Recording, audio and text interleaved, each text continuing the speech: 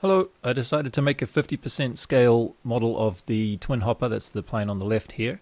So this is a 3 meter wingspan, and I made this about a year ago, and it's probably the best flying plane I have at the moment. I'm not sure if that's because it's big or because it's so gorgeous. I don't know. But the thing about this one is it's kind of a hassle to launch and land it because I have to go all the way over to the airstrip. I know it's more than 100 meters for me to walk. It's terrible, isn't it? And I have to take that dolly thing to launch it from as well. And then I have to walk all the way down to the bottom of the airstrip. That's another 200 meters. Oh, it's really tough, I tell you, to land it at the bottom of the airstrip, and then I have to carry it back up and carry it back home. And so I thought, it would be nice if I had something like this, but that was a bit smaller that I could just throw to launch. And so that's what we have on the right-hand side here. I'm going to call this one the mini hopper because it's basically modeled off the twin hopper. I took the fuselage is almost unchanged. I did tweak it a tiny bit. The back of, or the tail is actually slightly higher on this one, and obviously it's a V-tail. Just wanted to do something a little bit different. So this is going to be 1.5 meter wingspan. The other thing that's a little bit different is that we don't have any tip dihedral now. So if we look at the front of the plane, it looks a bit like an angry pair of eyes, doesn't it? We'll see the original twin hopper has a 3-degree tip dihedral about halfway out the wing. So we're not going to have that, and it's a V-tail, and there was one other thing that is different as well that kind of escapes me. Oh, no flaps, of course. So twin hopper has these rather generous flaps there, and we're not going to have any flaps. So I wanted to make the construction of this a little bit simpler than it was for the twin hopper. Okay, it's time to start cutting some foam for the mini hopper. This is going to be one of the wings. This is a double-sided operation. I'm trying to cut down on these because they're a pain in the ass. You've got to make a hole in the wasteboard to put a pin in, and then put some holes in the corners here so that you can flip it over and get it in the right place again. And it requires a lot more care when you're setting up the CAD design as well.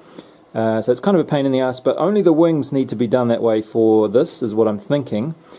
I was a little disappointed to remember that I'd broken my long 6mm end mill, but because I'm only cutting foam here, I thought I might try using this normal drill, and I think it's going to work out quite nicely. It needs to be decently long. I have some other end mills like that, but they're too short because I need to get all the way down to the bottom of there, and my other end mills won't quite do it, but this should be okay. Let's give it a try.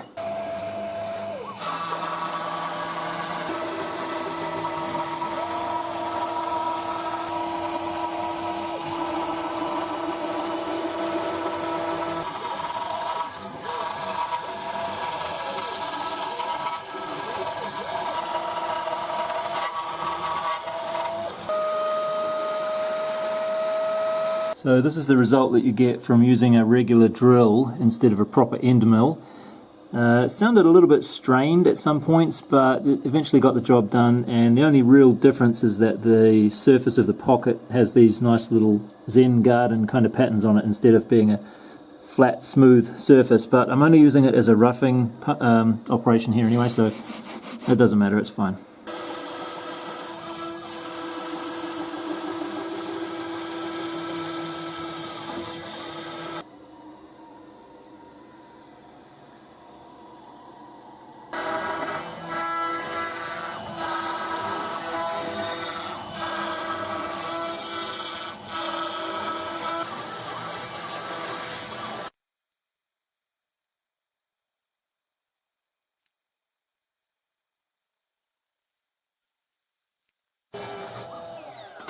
Okay, after doing a lot of foam cutting, a few days actually, here and there, finally ready to take these out of their little protective casings and start gluing a few things together. I leave them in these cases. They're quite convenient because if you're walking around carrying them, you don't have to worry about bumping the sides on the door as you go through and stuff. Quite convenient. I'm actually not finished the cutting. I realised that I still have to do the tail pieces, but I've ran out of the thin 3cm foam that I wanted to use for that. This is the foam that I use, by the way, because people always ask what it is. Not sure if you can really get that in New Zealand that much anymore because the glass wool type insulation has become more popular than this. It's cheaper and it fills the space just as well in most cases, I guess. This is the spar that I'm going to use. It's just a 6mm tube on each side, carbon of course, and an 8mm tube in the middle. And these are some of the ones that fit in there perfectly It's almost like they're made for this. Sometimes they don't, they're too loose or they don't fit it at all, but these ones are just perfect. And you might be thinking 8mm and 6mm is pretty small spar. I was actually thinking to use 10 and 12 for this, but when I started making the plane and like looking at it in the real world rather than just on a computer screen, it's quite skinny and slender, and I think this spar will be plenty. The wing's going to be quite thin. Well, with all the fuselage pieces together now, the size looks a bit more reasonable. If anything, it's kind of feeling a little bit porky side to side. Okay, just gluing these together now. I glued the back and the fronts together, and then the two middle pieces together, and I'm just going to stick on the sides.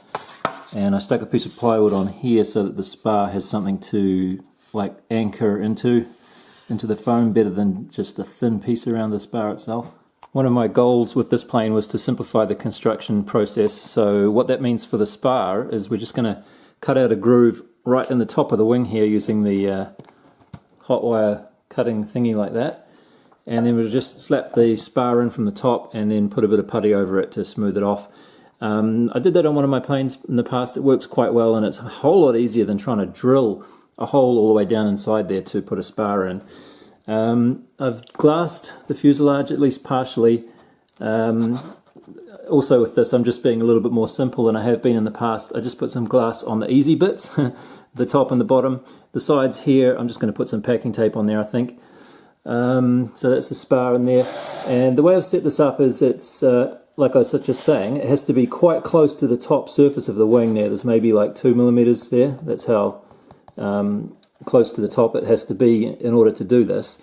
But I've also made it so that when the spar goes in, you can turn the plane upside down and the whole top of the wing will be straight. So there's no dihedral in the spar, because that doesn't make things easy to construct, does it? That's just a pain in the ass.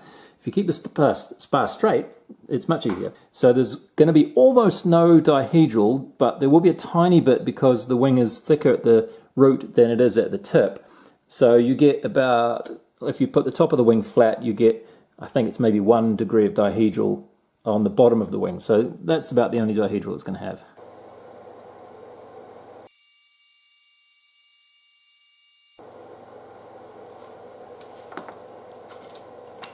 Okay, so after some cutting with the hot wire, we've ended up with quite a few large gouges in this wing that we're going to have to cover in somehow. Okay, I glued those in, so hopefully there's enough glue in there that when I sand the top off, they'll still hold in place, but not so much glue that it's obstructing when I try and poke the wire down inside there. And the next thing I realized was that I forgot to make any provision for holes in the side of here, which is where I want to put my motor wires and the servo wire. So I think I might just have to use the drill press to drill a big hole down inside there. Okay, I cut the hatch out like that and I glued the wings on, although they're not fiberglassed yet, which is not how I would normally do things. Normally I would put some fiberglass on the wings separately and then glue them into the fuselage later. Well, actually I wouldn't glue them in. So what I'm doing differently with this plane is that the wing is going to be glued in, it's not going to be detachable. So there's no real reason to glass the wings separately at all. Over here we have the tailplane, so I've finally finished all the machining that I need to do. And as you can see, I had to grit my teeth and glue 2 pieces of foam together. So that's a Gorilla Glue seam there. It actually turned out quite nicely, but I really didn't want to do that. The reason I did it was because I've run out of all this 30mm foam, which is the lighter colour one. It seems to be a different colour usually, so that's it there as well. And it's a lot denser and easier to machine, which is why I prefer to use that if I can. But I don't have any left. So it's just going to have to be this 5cm thick foam from now on, I think. When I say I ran out of this, what I mean is that I actually can't find it to buy anymore, at least in the places in Auckland that I checked. Previously, there was a pretty good supply of this at Bunnings, Takanini, but I didn't tell you, at least I didn't tell anybody in my videos, because I thought maybe one of you guys would go and then swipe all my supplies, but now it doesn't matter because they don't have any. When I started building this plane, one of the unanswered questions was how am I going to attach the motors to these like nacelle bits here. But what we're going to do is I've cut some carbon plates like that, and you can see there's a little pocket in the middle hole, and that's going to make space for this screw thread. It's one of these nice really flat-headed screws that I bought in Japan. I haven't found these in New Zealand. It'd be nice if I could find them because they're quite useful at times like this. And on the back of that we're going to stick this little carbon tube, and it's going to be epoxied onto place there. and then we're going to put that in there, shove it all the way back, and I'll fill up that hole with some epoxy and microspheres before I put it in, of course. And to make sure that the epoxy and microspheres don't get in this hole here and block that, because we've got to put some signal wires, and the power wires for the ESC have to come out there. I'm going to do this trick again that I did on Home Slice 4. It works quite well. It's just a piece of nylon tube which does not stick to the epoxy. I checked that, and that should keep that passage clear for the wires to go through, and that'll give us a pretty nice solid mount. And then to stick the motor on, those little holes in the side of the flange bit there are going to match up with another carbon plate like this, and then that's going to stick on there like that, and I'll be able to attach and detach this quite easily using the screws on the side. Well, it's a few weeks later now, and the plane is finished. It's ready to fly. I got a bit lazy. I couldn't really be bothered filming anything else that I was doing. I mean, you've seen it all before, right? The only difference here really is that it's a twin motor. Well, actually, this is my second twin now, but usually I don't make a twin, so I suppose that's a little bit different. The only other thing I did that was a little bit unusual was, instead of using Gorilla Glue to glue these on, to tack them on before I did the fiberglass fillets, I just sat there and held it on with Yoo-Hoo Pour until the Yoo-Hoo Pour solidified. It doesn't take too long. And then I was able to do the fiberglassing quicker. It actually worked out quite well, so I might do that again in future. Not for big joins like these ones here, but for small ones like that, I think I can get away with it. Another funny moment I had was, the motors that I'm using here are 2206, so they're not that big, but they should be just about right, I think. And I'm using 80 or 8x4, 5, what are they? Yeah, props like that. So the pitch is not really what I would want, really. 8x6 would be nice, but I think with these motors that might be about all they can do.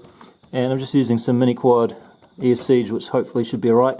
And on 3S, that system there, I know what to expect from this because I've used it before, but this combination was giving me way more power, like way more thrust than I was expecting, and for a while I couldn't figure it out, and then I remembered that there's two motors. So I was feeling a bit stupid after that, but anyway, it's going to have heaps of thrust. We've got some pretty decent weather today, so I'll see if I can get this flying before it gets too dark. Just going to, fly it with no flight control or anything. Just got a receiver in there and a 5-volt beck, that's about it, because these ESCs, they don't have a beck on them, so I had to put a separate beck in under there. And I'm going to use this 3S 5200 mAh battery, which unfortunately, as I said, I'm not used to making a twin that much, so I had a lot more weight forward than I thought I was going to need. So my position for the battery is actually going to be a fair bit back, and when I put a FPV camera on the nose, it's going to have to go even further back, so my strap position, as you can see there, is already way towards the front, so I might have to shift the strap back or something. But anyway, the CG is okay where it is there. Oh, before I go and fly this, I thought I might just give you a little tip about how to empirically check the CG of a scratch build if you don't really know exactly where it's supposed to be. Because if you buy a kit set plane, they'll give you the instructions and they'll say the CG is supposed to be here. And if you do something like what I'm doing, you design it in Onshape. I was going to say Onshape, but it's OpenVSP and Onshape, I guess, a little bit. Then you have a rough idea where it should be, but that's just a theoretical calculation. You don't really know for sure if that's how your construction has turned out. By the way, I've put these little magnets in here for my hatch. Makes everything line up just beautifully. Yeah, so all you need to do is hold your plane at the balance point with 2 fingers like that underneath, of course, and then basically you hold it so that it's sitting nice and level and stable, sitting still, and then you just shove it upwards quickly, or you hold it up high and let it quickly fall down like that. And you want to make sure that the nose of the plane leads and the tail follows. So let me give you a little demonstration. Okay, so I'm holding the plane just by 2 fingers and I'm holding it nice and level and still, and I'm going to shove it upwards, and we want to see the nose coming up first and the tail following behind, like that. Hopefully you could see that happening, and you can also do it the other way if that's more convenient. So I'll hold it level up here, and as I drop it down quickly, hopefully you'll see the nose went down first. So whichever way you're going, the nose should lead and the tail should follow, like that. And it's quite easy to do that with this sort of a medium-sized plane. If the plane you have is really small, like that little tiny wing thing, that doesn't work so well because they're too small and twitchy and they just move very quickly and they're kind of hard to hold on the balance point anyway. And also if you have a large plane like the twin hopper, that doesn't work too well either because the nose of the plane will crack you in the nuts on the way up. So just watch out for that.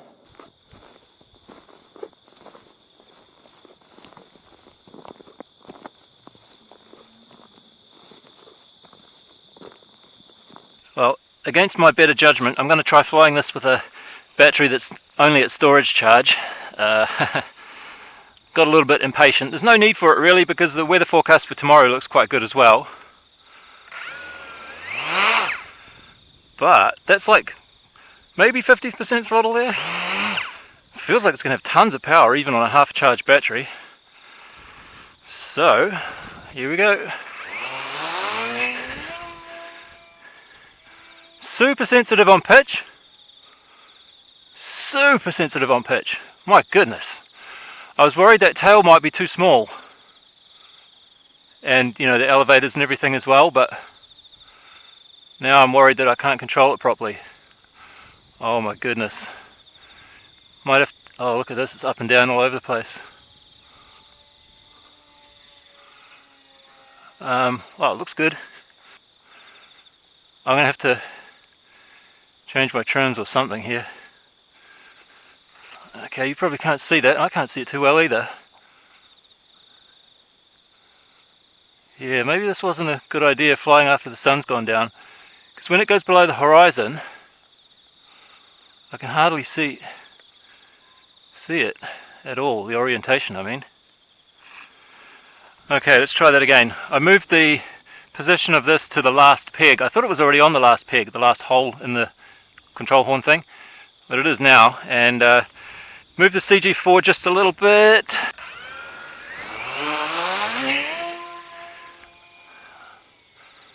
That's a bit more sensible. Yeah, it's still too pitchy though, I think. It wants to... Oh, it's not bad. Wants the nose up. See if we can trim that out. Glide. Oh, the motors are not stopping. That's a pity. They are braked.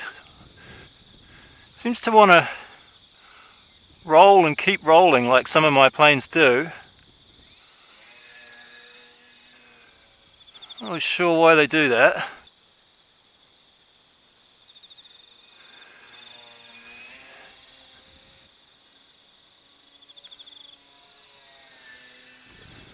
It does look nice though, doesn't it? I really like the shape of that fuselage. It just looks really nice and streamlined and fast. I think that's about 60% throttle. Okay, it's getting a bit dark, so I think I'll just finish this flight up here and come back tomorrow when we've got some more sunlight. Maybe do a little bit more flying. I don't have a flight controller to put on this at the moment. Kind of gave them all away, so I'm not sure what I'll do about that. I'd like to put one on at some time, of course, and do some fast and low FPV around the farm. See if we can do a nice slow approach.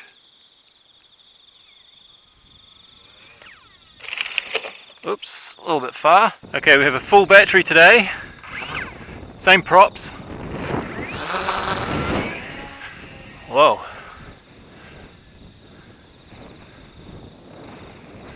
And it's quite windy, as you can see. That's about quarter throttle. It's flying, but it's not going far. Yeah, it's quite bumpy and blustery. I did fiddle with the CG a little bit more today.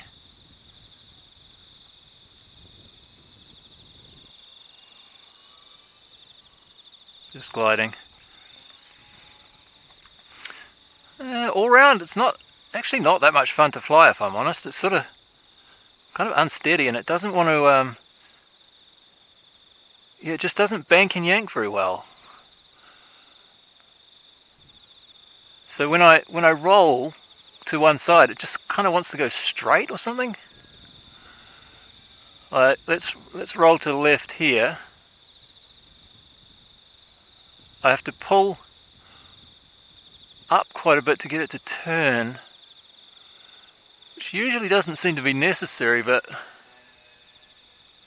with this one it is. Not bad. That wasn't full throttle actually, it was about 80%. Let's try full throttle going the other way, actual full throttle this time.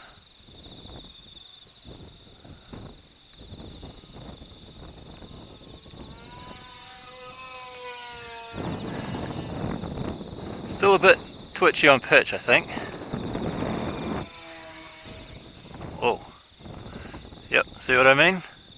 I was just going to say it can fly slow okay, but there's a decent amount of wind, so it's hard to tell exactly what the actual airspeed is there. Doesn't seem to be struggling too much with the slow speed.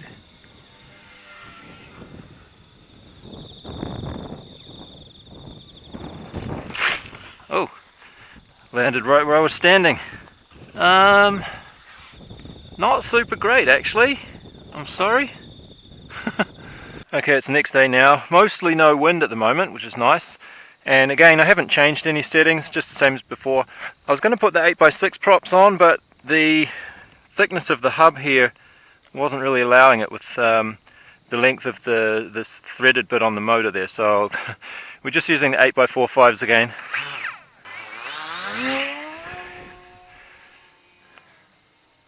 Oh, it's a lot nicer to fly.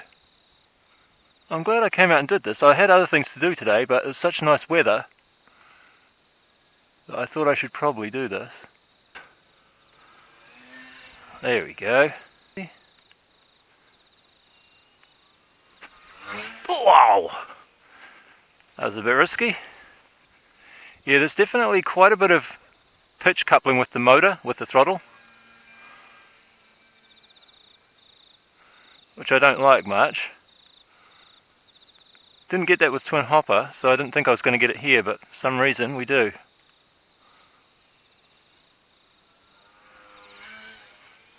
Oh, it flies way better now.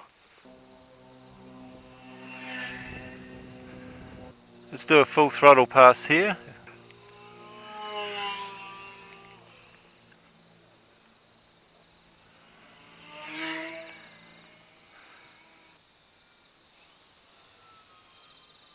There's also something weird that goes on at certain speeds. It sounds like the motors actually turn themselves on a little bit. See if I can do that again. Let's stall here. Not really stall. Oh, no, that didn't work either. You hear that? They speed up, even though the plane's slowing down. The motors, it must be something in the ESC firmware that, like, it's trying to brake and then it decides that it doesn't need to brake, or the other way around maybe. I don't know. Listen. Yep, happened again, although probably a bit too far away for you to hear. Okay, so throttle back to 0 here.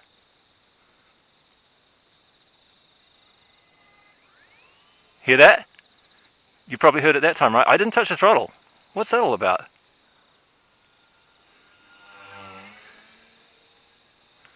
A little bit fast. Yep, a little bit fast.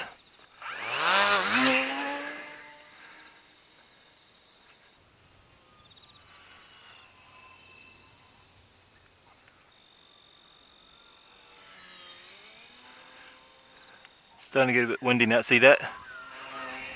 See that roll movement? I didn't do that. Seems to be very susceptible to any little bit of wind gust.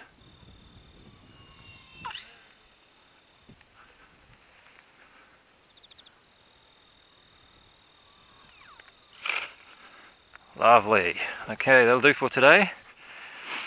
Well, I'm glad I did this flight today because everything's working out much better. Well, that's all I have for you at the moment. Don't know what else to say really. It seems to fly reasonably well, about on par with other planes I've made. So that 3S 5200 milliamp hour battery gave me 40 minutes, and then it was at storage charge, which is almost exactly the same as I get from the other planes that I've made of the same size. I didn't take any onboard footage yet, but of course I will do that once I put some sort of a mount on the front, and then I have to figure out which one of my quads I'm going to take a flight controller off of to put it on here, because I'm kind of short on those at the moment. But when I do that, I will upload a video of some onboard footage probably, and you can take a look at that when it's done. Until then, thanks for watching. Bye.